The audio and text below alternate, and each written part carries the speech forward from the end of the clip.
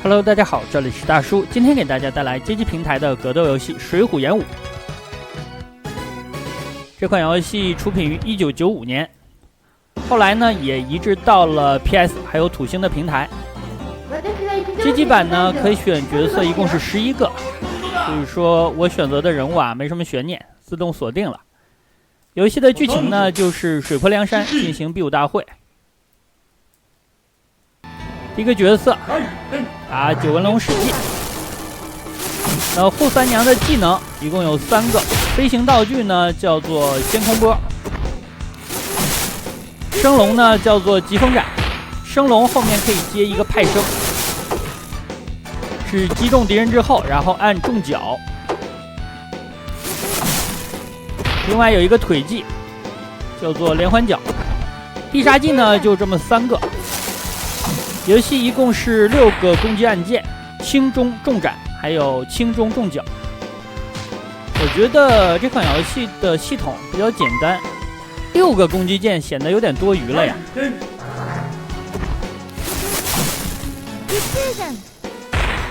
人物血条的下方史进有一个 V， 为什么是 V 呢？因为史进的话是天微星。一共有2个文字，这2个文字呢每输1局就碎掉1个，输2局呢就算是结束了。屏幕的左下角是我的武器槽，我刚刚呢把武器扔出去了。扔了之后呢，你的武器槽就清空了，空手状态。空手状态呢也可以使用一些必杀技。比较重要的呢是空手状态可以实现一些木压的连续技。扈三娘的木压技一共有3个，但是我基本上只会1个呀，后面会给大家展示。第2个角色打入云龙公孙胜，这个家伙不讲武德了呀，带了一个重魔，打他是比较别扭的，因为你呢要打他的本体。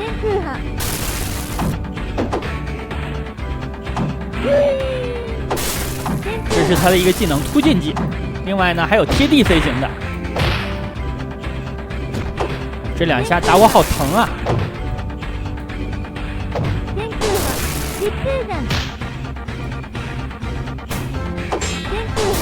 这个家伙呢个子比较小，所以说还是比较难对付。本身呢我就是一个技巧型的角色，然后还打一个技巧型的。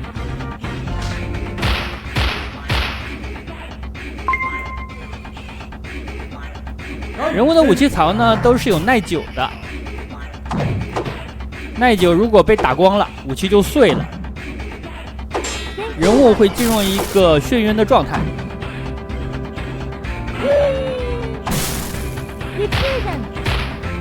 所以说当你的武器槽要碎的时候，最好呢把你的武器啊扔出去。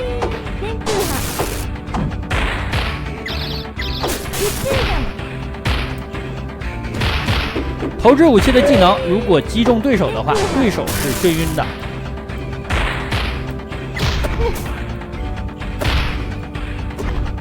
公孙胜的个子比较小啊，我刚刚的木压技呢打他不太好用。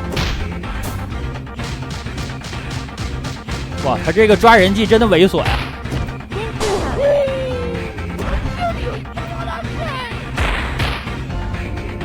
后面如果遇到鲁智深或者是李逵的时候，咱们再使用木压。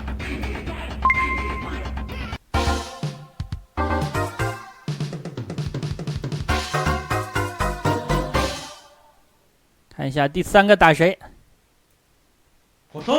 打自己啊！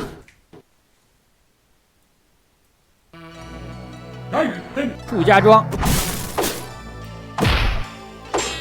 扈三娘的重斩是2段，而且起手这一招呢看起来有一点像噬魂2的柳生士兵卫，包括它地面的飞行道具都非常像。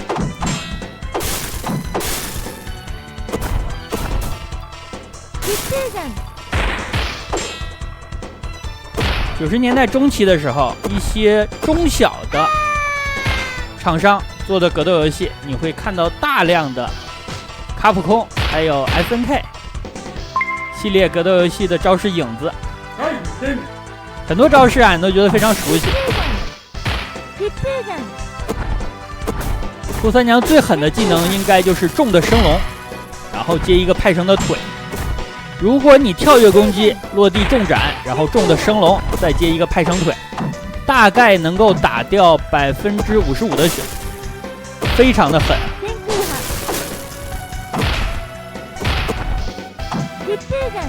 另外，扈三娘有一招比较特别，就是她的跳跃重斩，斩中敌人之后呢，敌人是浮空的。这个游戏可能大多数角色都是这个特性。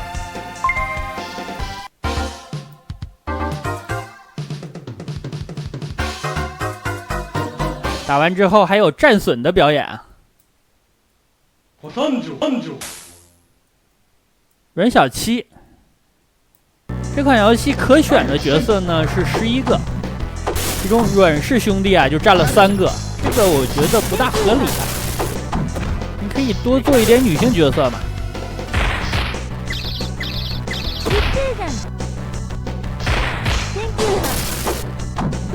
11个人物里边呢，公孙胜还有阮小二是比较特别的，他们的武器呢扔不出去。刚刚我看阮小七就已经把他的武器扔出去了，这个有点太果断了吧？这才第1局啊！因为游戏的1、2、3局里边，你的武器的耐久是继承的。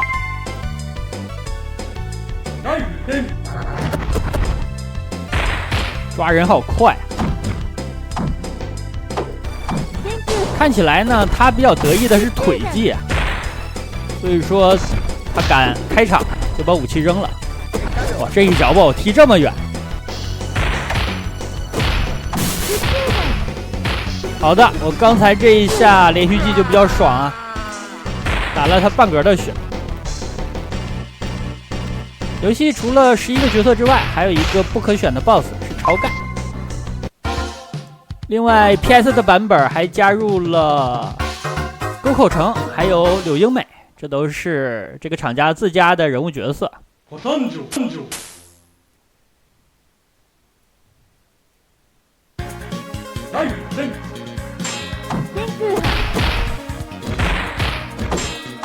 公孙胜还有阮小二之所以呢他们的武器扔不出去，是因为他们的武器是活的呀。阮小二的武器呢是一个水的史莱姆啊！哇，这一下好长的血！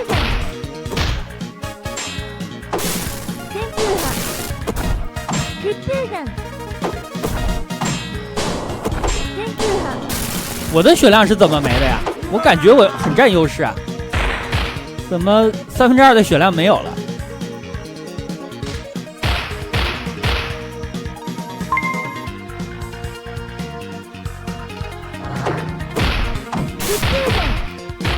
？3兄弟都是在这个场景，刚刚这一套就是最狠的，大概是打了半格多的血。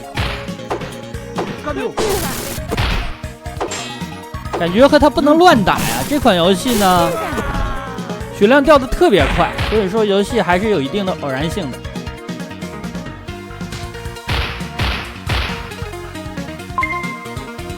这局我感觉自己也很占优势，结果呢赢了之后发现自己的血量见底儿了。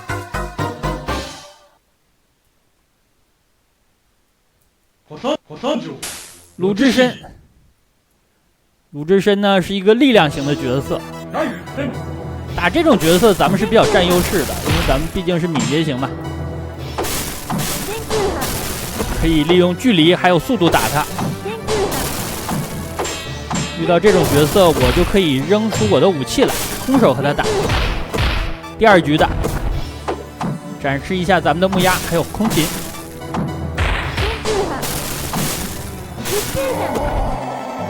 跳跃重斩导致对手浮空，然后一个重的升龙接一个连环腿，这个伤害很高。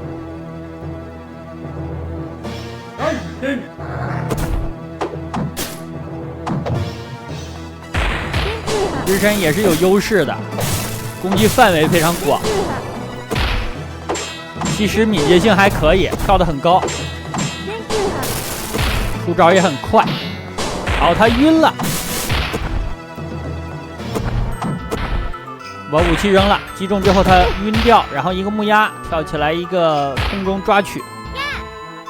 这个木鸭比较简单啊，是中脚接重拳，效果呢是在角落把敌人打飞，然后呢你可以跳起来抓他。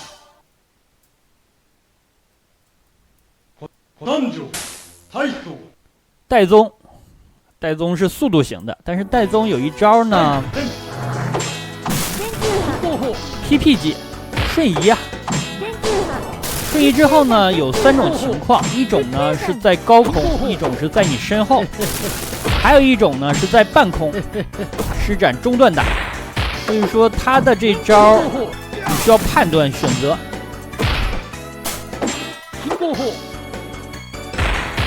这招设计的还是比较好的，是格斗游戏里边一个核心的概念啊，择。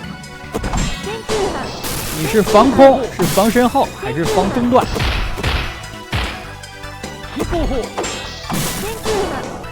而且它的中段如果打中你之后呢，后面是可以接连续技的。空中的威胁性是最小，因为你可以升龙，也可以跳起来抓它。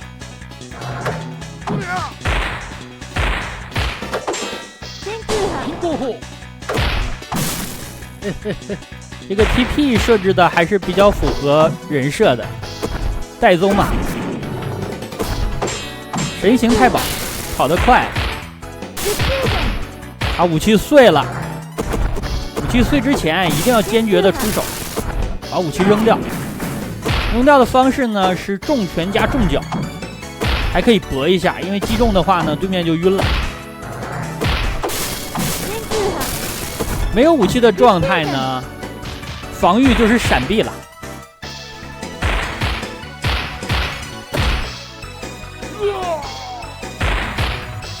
闪避的时候，如果再次按重拳和重脚的话，可以防御反击。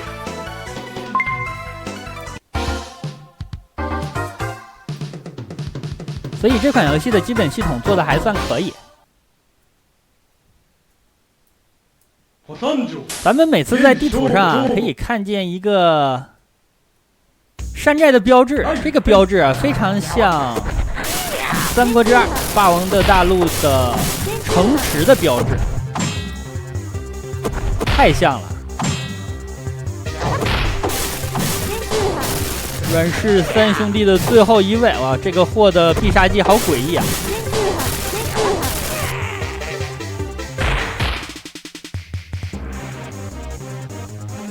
而且它这个颜色呀，怎么是青的？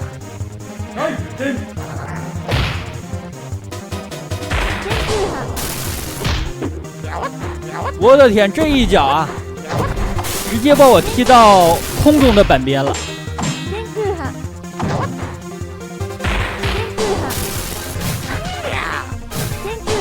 阮氏三兄弟都比较好打。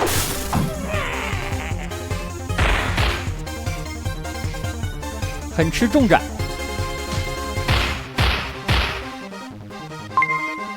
后面还有谁了？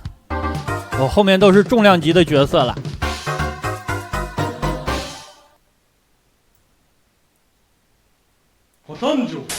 行者武松，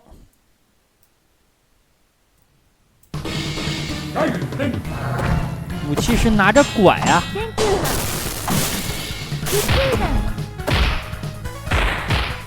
这个场景肯定就是景阳冈了。打老虎的地方。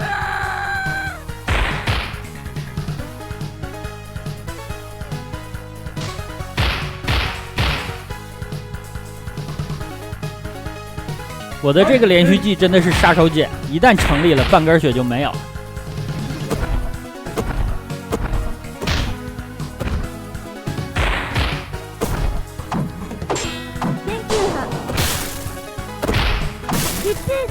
这下升龙没有打到，太远了。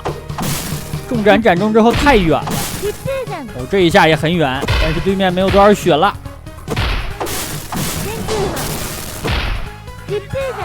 好的，他无法防御了。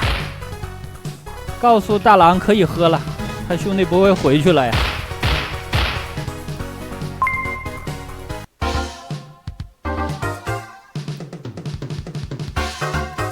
大郎喝药吧，你兄弟不会回来了。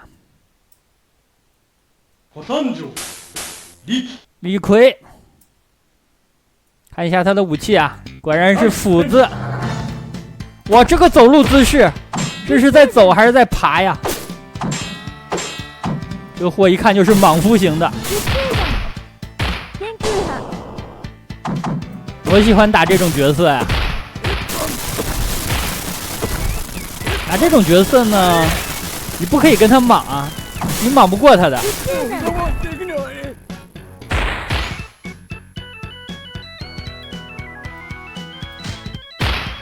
虽然他的招式看起来比较笨，但是万一击中2次，你的血量就见底儿了。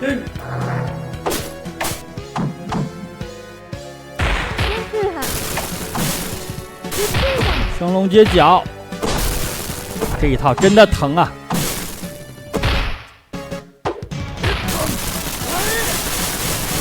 果然是黑旋风啊！这招旋风斧范围太大了。又是对付鲁智深的木鸭，打这种大个子的敌人非常好用。一个武器脱手技打晕，然后一个木鸭浮空，然后在空中抓取。计划通啊！林教头啊，这个场景可以。风雪山神庙，他用的是枪吗？我怎么记得他用的是棍啊？吃了我一套，半根血没有了。哦，他比较吃跳跃，那这个角色好打。比较难打的角色是后面的晁盖，最终 BOSS。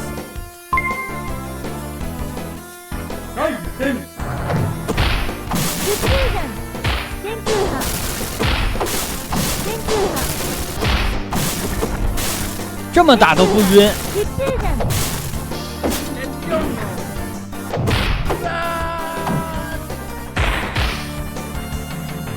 这样常规的角色应该都打完了，11个了。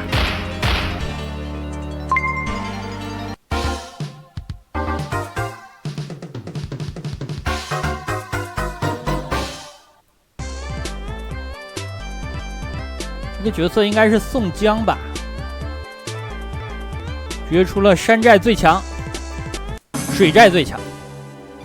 结果呢，晁盖从天而降，把宋江吓跑了。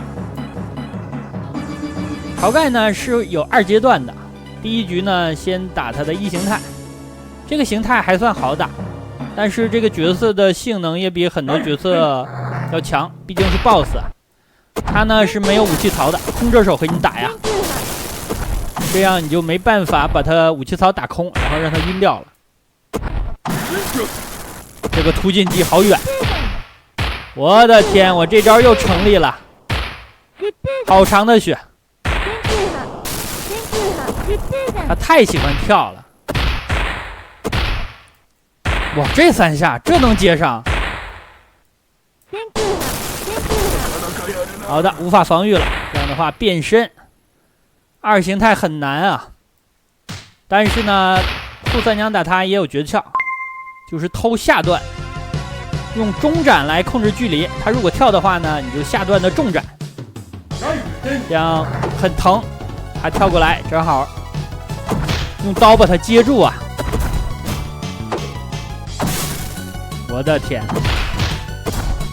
这一刀啊！看起来中的位置不太好啊，不是很妙。